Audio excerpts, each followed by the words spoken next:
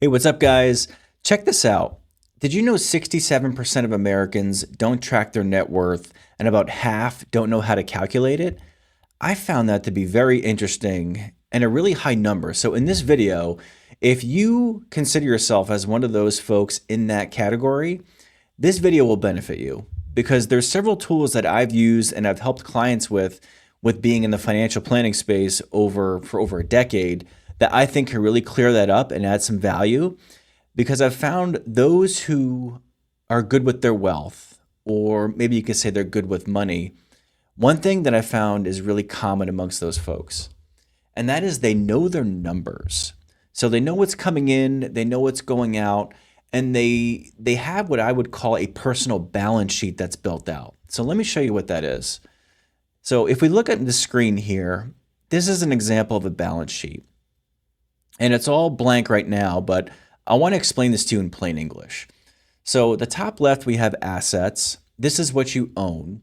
The top right is liabilities. This is what you owe. So this is the debt side. Assets minus liabilities equals your net worth, which is automatically calculated down here. And so for assets, starting with taxable, this is your checking account. This is your savings account, any brokerage accounts that you have. So maybe in your main savings, you have, let's just say, 3 grand. And in your main checking, let's say you have 5 grand. And you can see that's starting to tally up down here in the bottom right. Now your pre-tax, this is your retirement accounts. So this is your 401k. Let's say we got 50 grand in there. If you have a 403b or a TSP plan or any prior 401ks, that would go in this category. So let's say you have a $10,000 prior 401k. Now, tax-free, this is your Roths. So Roth 401k, Roth IRA, and family HSAs, which are health savings accounts.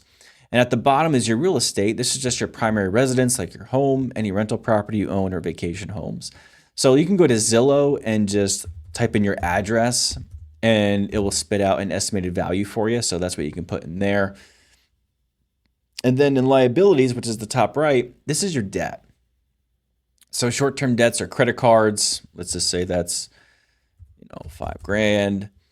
And then long-term debts, this is our mortgage, student loans, or any car loans that we have. So let's say on a $250,000 house, let's say we have 120 left on the primary mortgage.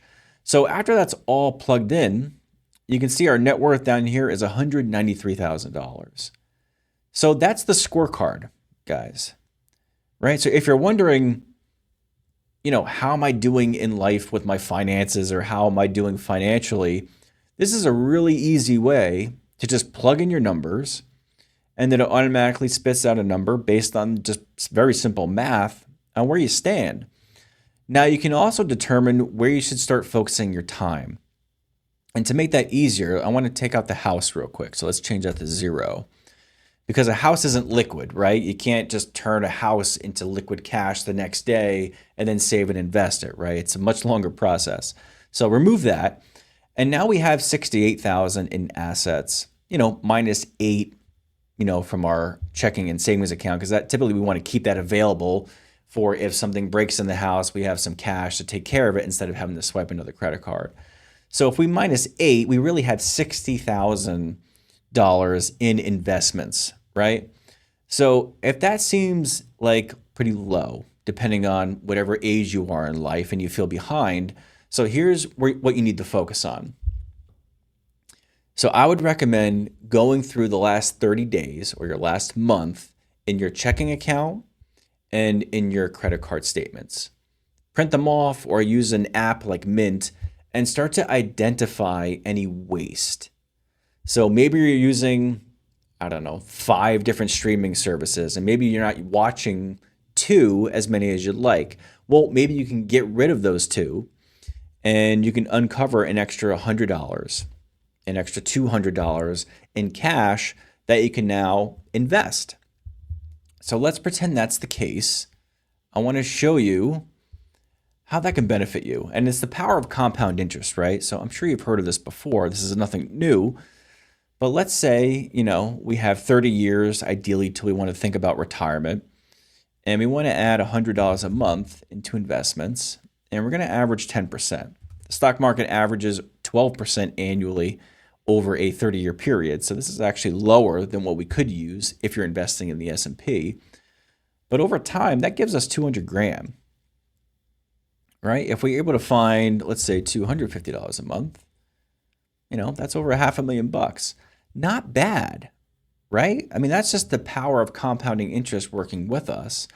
But what most people don't think of is compounding interest works against us if we start accumulating debt. So let's say we have a $10,000 credit card balance, okay? Let's go to the debt payoff calculator. Okay, so we're here. I just want to zoom in a little bit so we can see the numbers better. There we go. So focus on the top left. I know this is numbers heavy. It's easier than you think, so let me walk you through it.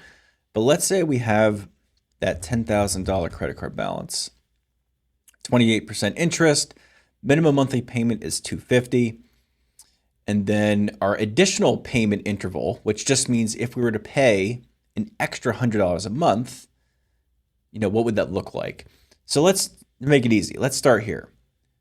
If we just paid the minimum on this credit card, we would pay $19,500 in interest alone that goes straight to the credit card companies. That's crazy, right? When you think about the numbers, when you have an outstanding balance of 10, you're paying double the amount that goes to the credit card companies. Insane.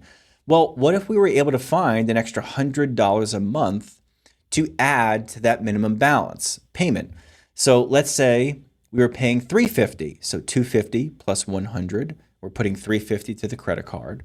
Well, now we're starting to save $12,700 in interest. An extra $200, we save 15 grand in interest, and so on. If you just look at this whole column, it shows you what you can save in interest the more you stack on top of that minimum payment. So guys, it just visually adds or puts numbers to the fact of how much money extra is literally, being burned, right? Because it's not going to your pocket, it's going to the credit card companies. So compounding interest works two ways. It can work for you, in which you're saving and investing and doing that for a very long time consistently, or it works against you on the debt side when you only pay the minimum and then just kind of set it and forget it. The interest that goes to the credit card companies starts to compound, and that's not going to your pocket. So when I've shown people this, it makes them realize, wow, if I can uncover an extra $100 a month to put towards my high interest credit card, you can really move the needle and bring it down that debt. And the same thing goes for your balance sheet. If you see yourself not having a lot on the investment side as far as assets go, finding an additional $100 or $200 to add to investments can really move the needle in that direction as well. And so hopefully that will help you realize that, when you uncover those little pockets of money, it can really make a difference in your financial future. And then you're able to update your balance sheet over time and just see where you need to focus, right? Because a lot of people, they only look at they check in on their 401k every now and then. You usually see your checking and savings account. Maybe you're checking your credit card statements once a month, but everything's in its own little silo, right? All separated. If you even choose to look at the debts that you have, some people don't. But when you put it all together on a balance sheet, on one piece of paper or on one screen, you can then start to take a 30,000 foot view look and identify where you should be focusing your time. So that's it. I hope that was helpful. These tools you can find them online, or I'll see if I can include a link at the bottom of the video. Maybe you guys can download this and have it for free. I think it will really help you out. So if this was helpful, guys, subscribe to the channel, and I'll see you in the next one.